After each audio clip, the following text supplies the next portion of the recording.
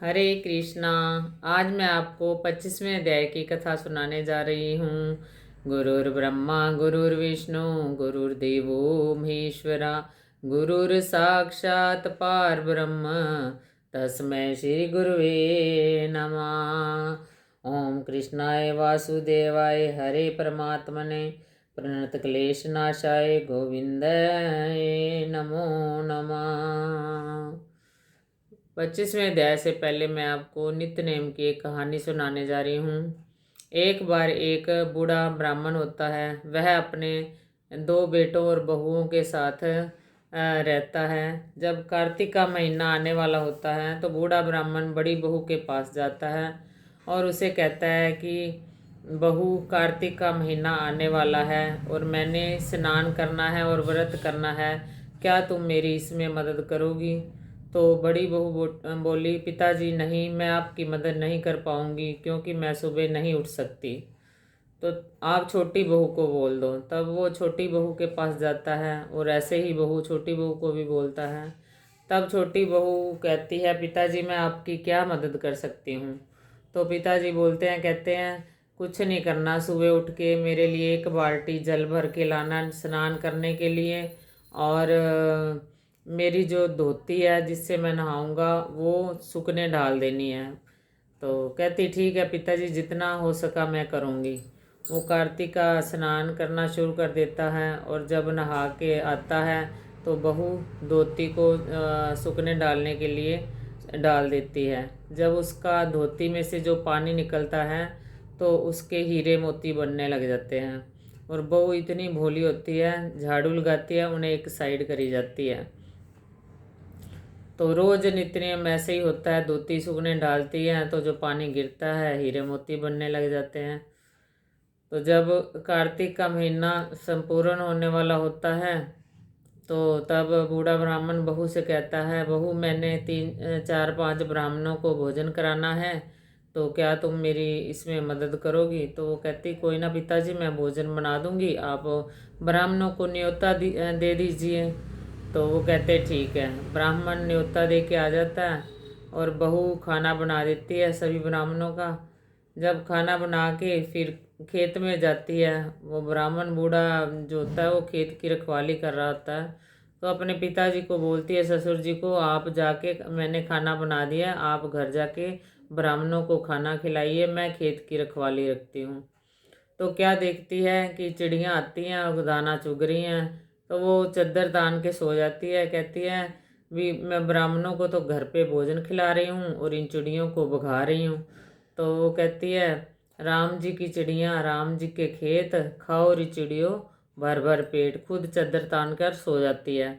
तो चिड़ियाँ आती हैं, दाना चुगती हैं और जो बचता है जो वो सारे फिर हीरे मोतियों से के बन जाते हैं, जो दाने बचते हैं।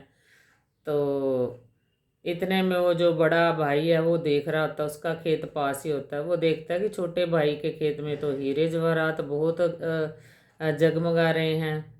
तो अपने पिताजी से पूछता है, भी ये छोटे भाई के खेत में ये सब हीरे जवाहरात कैसे आए, ये क्या हुआ? तो फिर उसके पिताजी कहते हैं कि ये सब कार्तिक महाराज की कृपा से हुआ। तो बड़ी जो बहू है वो बड़ी द्वेष करने लग जाती है, अगले साल की इंतज़ार करने लग जाती है कि जब अगला साल कार्तिक का आएगा तो पिताजी को मैं अपने घर में लाऊंगी। और अगला साल जब आता है, पिताजी से पूछती है, पिताजी आप स्नान नहीं करोगे कार्तिक का?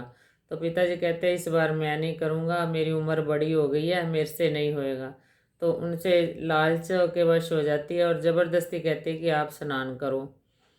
वो कहते ठीक है, स्नान करने शुरू कर देते हैं। वो वैसे ही सुबह उठती है, बाल्टी पानी की भर के लाती है और धोती जो होती है सूखने डालने जाती है। धोती में पानी ज़्यादा रख लेती है, निचोड़ती नहीं है उसको कि ज़्यादा पानी निचड़ेगा तो ज़्यादा हीरे मोती जवाहरात निकलेंगे। जब धोती को सूखने डालती है तो उसमें से तो पानी निकलता है, पानी जो निकलता है वो धरती पे गड्ढे हो ही जाते हैं, कोई हीरे जवाहरात नहीं बनते।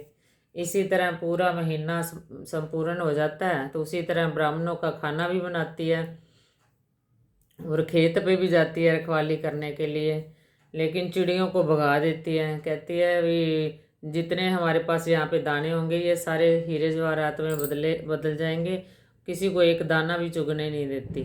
तो क्या होता है कि उनके तो खेतों में जो दाना भी नहीं पड़ता, बाली भी नहीं आती, तो हीरे जवाहरात तो दूर की बात है। तो फिर उसको बहू को बड़ा गुस्सा आता है कि छोटी बहू तो इतनी माला माल होगी, हमारे घर में तो कुछ भी नहीं हुआ, पूरा महीना बीत गया। अपने ससुर से जाके लड़ने लग गई। तो ससुर जी कहते हैं तूने जो मेरी सेवा करी वो तूने लालच के वश में आके करी, तो जो छोटी बहू ने सेवा करी मेरी वो निस्वार्थ करी, तो इसलिए उसके वो माला माल हो गई। तो वो कहते भगवान जैसी छोटी बहू के ऊपर कार्तिक महाराज ने कृपा करी, वैसी परमात्मा सबके ऊपर करना, और जैसे बड़ी के ऊपर करी, बहू के ऊपर कृपा करी, वैसी किसी के ऊपर भी ना करना। बोल कार्तिक महाराज की जय। अब मैं आपको 25वें अध्याय की कथा सुनाने जा रही हूँ। कल आपने 24वें अध्याय में सुना कि किस प्रकार जो ब्रह्मा जी की पत्नियां थी स्वरा और गायत्री, जब यज्ञ में बैठी तो जब स्वरा के ना आने पर गायत्री को बिठा लिया गया, तो दोनों ने एक द्वेषवश होके कि मुझे क्यों नहीं पहले बिठाया यज्ञ में, तो दोनों ने एक दूसरे को श्राप दे दिया और दोनों अब नदियां बन के बहने लगी। और उनके साथ जो ब्रह्मा विष्णु और शिव थे वे भी जड़ीभूत होकर अपने अपने अंश से नदी हो गए। ये कल आपने सारा 24वें अध्याय में सुना। आज 25वें अध्याय में इस प्रकार है। श्री कृष्ण बोले, हे प्यारी, ऐसे उनके वचन को सुनकर विस्मित मन होकर पृथु ने नारद का अच्छी तरह पूजन करके विदा कर दिया। इससे माघ, कार्तिक और एकादशी ये तीनों व्रत मुझको बहुत प्यारे हैं। वनस्पतियों में तुलसी, महीनों में कार्तिक, तिथियों में एकादशी और क्षेत्रों में द्वारका मुझको प्रिय है। जितेंद्रिय होकर जो इसका सेवन करेगा वह हमको इतना प्रिय होगा जितना यज्ञ आदिकों के करने से नहीं होता। इन तीनों का सेवन करने वाले मनुष्यों को पापों का भय ना करना चाहिए। मेरे अनुग्रह से उनके पाप दूर हो जाते हैं। सत्यभामा बोली, हे नाथ, आपने जो कहा कि दूसरों के लिए हुए आधे पुण्य से कला तर गई, ये आश्चर्य है। इस कार्तिक का ऐसा प्रभाव है, आपको प्रसन्न करने वाला है। स्वामी से बैर करना इत्यादि पाप कार्तिक स्नान से कट जाते हैं। प्रायः किया पुण्य देने से मिल जाता है, या बिना दिए भी, सो आप कहो। श्री कृष्ण बोले, बिना दिए हुए पुण्य और पाप जिस कर्म से मिलते हैं सो तुम सुनो। सतयुग, त्रेता और द्वापर में देश, गांव और कुल पुण्य पाप के अंश भागी होते हैं, और कलयुग में करने वाला ही भोगता है। संसर्ग ना करने पर भी यह व्यवस्था कही गई, और संसर्ग से जैसे पुण्य पाप दूसरे को मिलते हैं सो सुनो। एक जगह बैठने से, विषय करने से, विवाह संबंध से, एक पात्र में खाने से मनुष्य पुण्य पाप के आधे फल को प्राप्त होता है। पढ़ाने से, यज्ञ कराने से, एक पंक्ति में भोजन करने से मनुष्य परोक्ष में पाप और पुण्य के चौथाई फल को प्राप्त होता है। देखने और ध्यान से आदमी दूसरे के पुण्य पाप के 100वें भाग को पाते हैं। दूसरे की निंदा, चुगली और धिक्कार देने से उसके पापों को ग्रहण करके अपना पुण्य देता है। पुण्य पाप करने वाले पुरुष की स्त्री, नौकर और शिष्य, इनको छोड़कर जो कोई सेवा करता है और सेवा के अनुसार जो धन ना दिया जाए, तो वह सेवा के अनुरूप उसके पुण्य के फल को लेता है। एक पंक्ति में भोजन करने वाले पुरुषों में जो परोसने का उल्लंघन करता है, उसके पुण्य के 6ठे अंश को उल्लंघन किया पुरुष ग्रहण करता है। स्नान, संध्या आदि करते समय जो दूसरों को छू ले अथवा बात करे, तो अपने पुण्य कर्म के 6ठे अंश को दे देता है। धर्मार्थ, जो पुरुष दूसरे से धन मांगता है, उसका फल देने वाले को मिलता है। प्रायः द्रव्य लेकर पुण्य करने वाला पापी है, और धनी को पुण्य का फल मिलता है। जो पुरुष दूसरे के ऋण को चुकाए बिना मर जाता है, तब वह धनी अपने धन के अनुसार उसके पुण्य फल को ले लेता है। जो पुरुष शिक्षा देता है, सलाह देता है, सामग्री देता है और प्रेरणा करता है, वह पुण्य पाप के 6ठे अंश को प्राप्त होता है।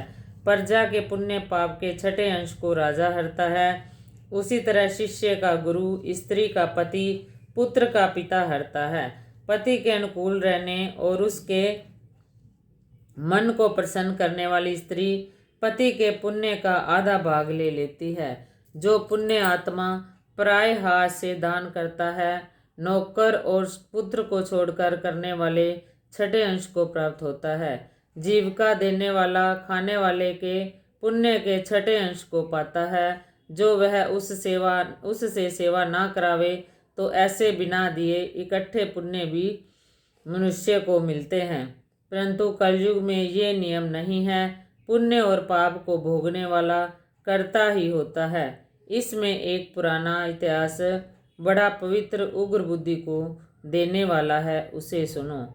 इति 25वां अध्याय। बोल कार्तिक महात्म की जय। बोल उमापति महादेव की जय। बोल बांके बिहारी लाल की जय। बोल तुलसा मैया की जय। बोल वृंदावन बिहारी लाल की जय।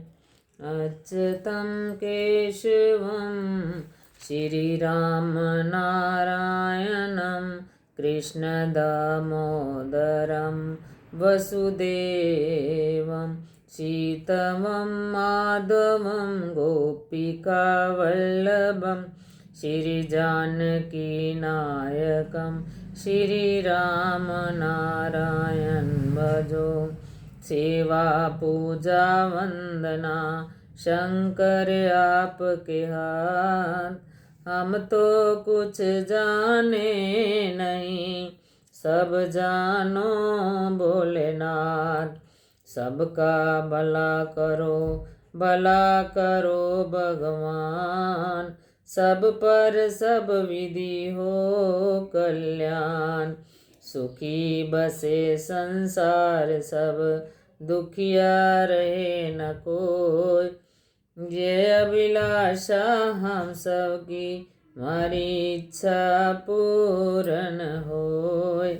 इच्छा पूर्ण होय।